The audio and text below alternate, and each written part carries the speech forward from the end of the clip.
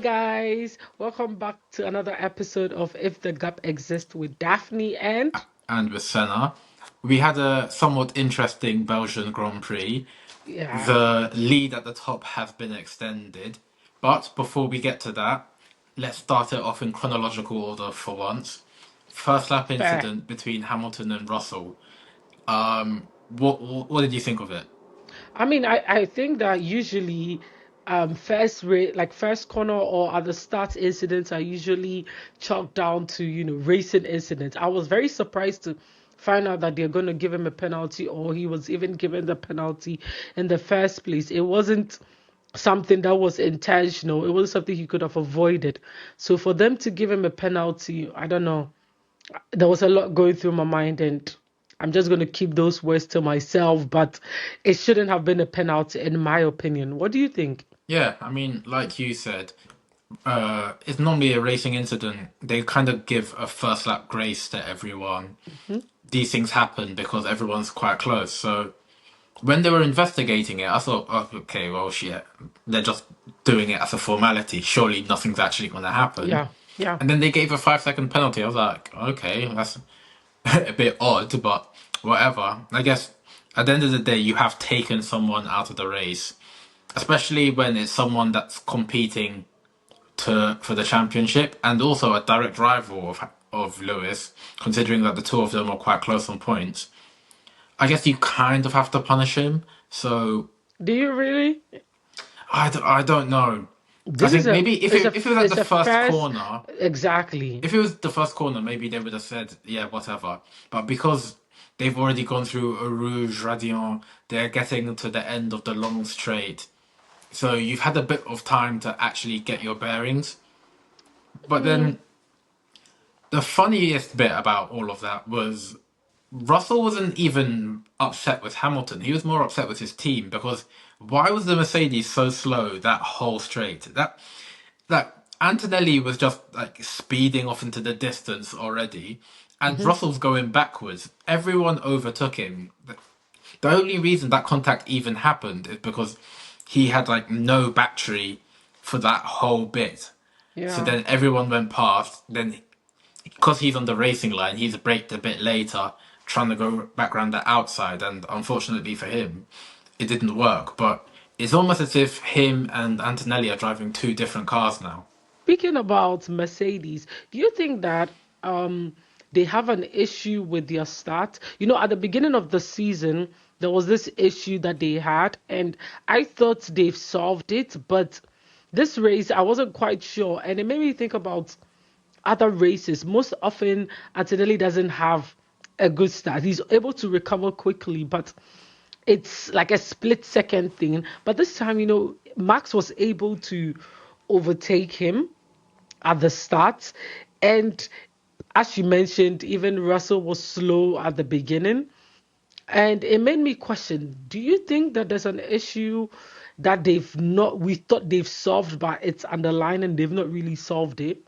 Well, I guess there's the whole fundamental issue being they won't get off the line as quick as others because I think it's something to do with the turbo size. I can't be bothered to get into the nitty gritties of it, but they have, I think, largely fixed the issue. It just seemed like Hmm. Russell had no battery. Maybe he deployed too much of his battery too early, and that's why he started going backwards. And maybe Antonelli did the opposite and waited and then deployed his battery later, and that's why he was able to stay ahead. I don't know. Okay. I'm not going to look at the data because really, truly, I'm not that kind of nerd.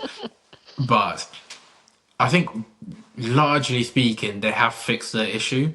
So if you look at the last few races, they haven't gone backwards the way that they were in the first few. I remember the first few races, Mercedes never finished a lap never finished the first lap, sorry, in the lead because their issue was so bad.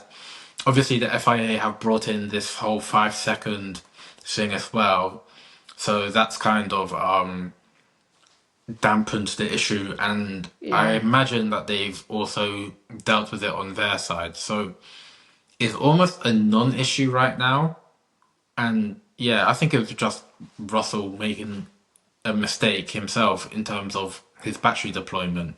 I just felt like, sometimes even with Kimmy, even if it's just a second, he seems to have that bit of a pause most like, starts.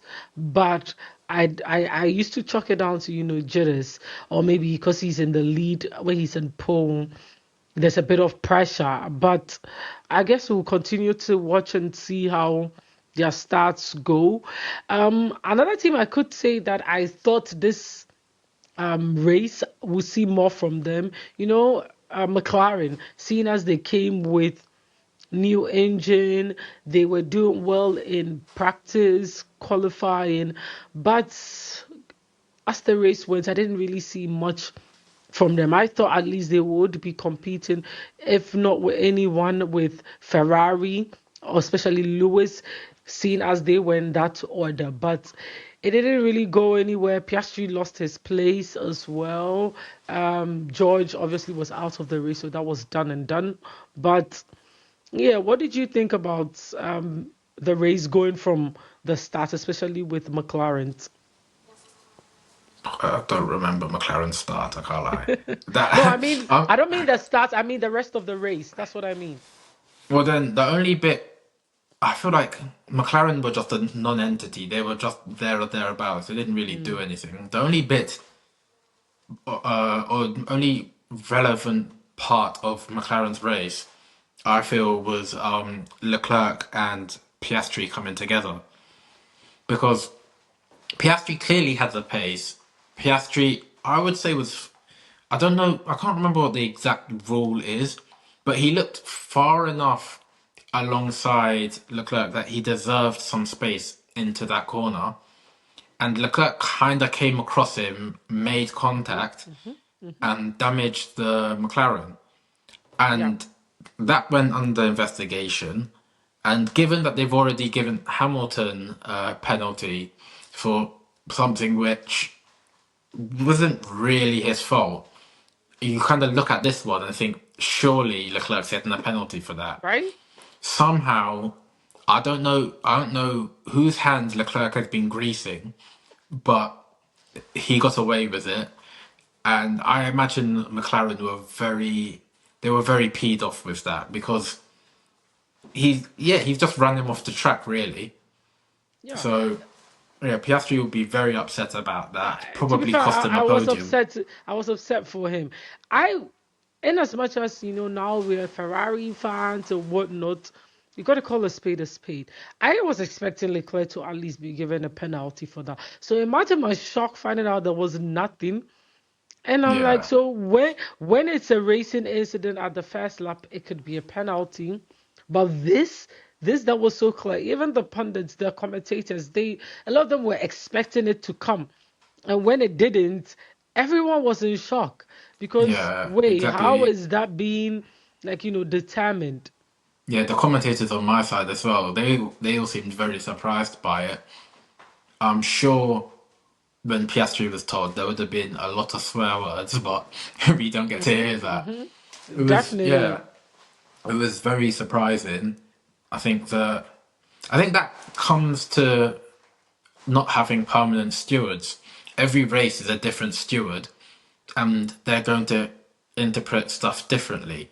So you Yeah. could do that at Spa, for example, and no penalty. You do something the exact same thing at Monza, suddenly it will be a penalty. A penalty, So yeah. yeah, it's just a bit of inconsistency with the officiating.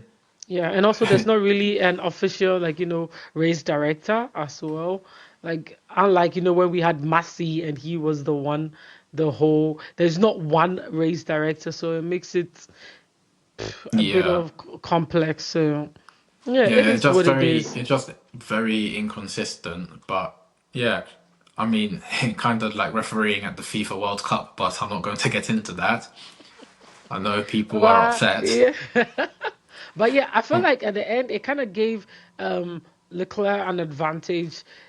A lot of people thought it was going to, and then with the safety car, he kind of thought he's going to have the lead. But in the end, Antonelli showed us that No, it's not going to be that easy for you, irrespective of not getting the penalty, irrespective of the safety car. He was able to still, come out on top and be at the podium.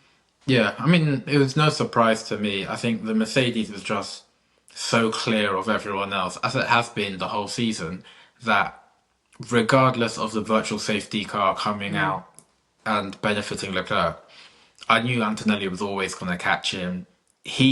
I think he knew it as well. He never panicked. He never complained. He just got on with it because yeah. even in the first stint, it was kind of clear that he wasn't even pushing that hard. He could just get on about it, and he was still making time on everyone else.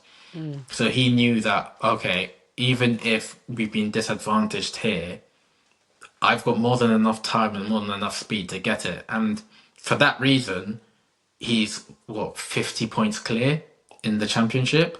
mhm. Because, Yeah. yeah, he's just so much better than everyone else. And in the car slash package, that just works better for him than it does for Russell or any other car driver package there is. So, yeah, it Yeah. is what it is. I feel like every prediction we do is just Antonelli on top. And On top, which breaks me. Remember what we said about the next race? Who did we say? Like, what was our prediction for the podium?